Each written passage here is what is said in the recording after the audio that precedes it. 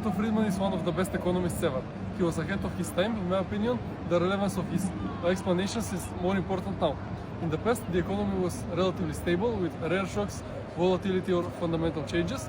But today we have stagflation, AI boom and supply chain destruction, and this dynamic changing economy is getting harder to understand.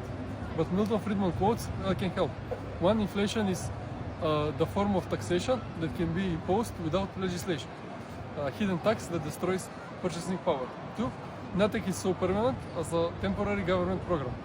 Three, the government solution to a problem is usually as bad as the problem. Or a society that puts equality, in sense of equality of outcome, ahead of freedom will end up with neither equality nor freedom. 5. Economic freedom is an essential requisite for political freedom. In my opinion, one of the best achievements was advising the Chinese leaders in the 1980s about the importance of free markets by pointing out the giant success of Hong Kong back then. Now the free markets are the norm, but the bureaucracy and over-regulation reverse that, and that's why it's important to be reminded of the economic basics.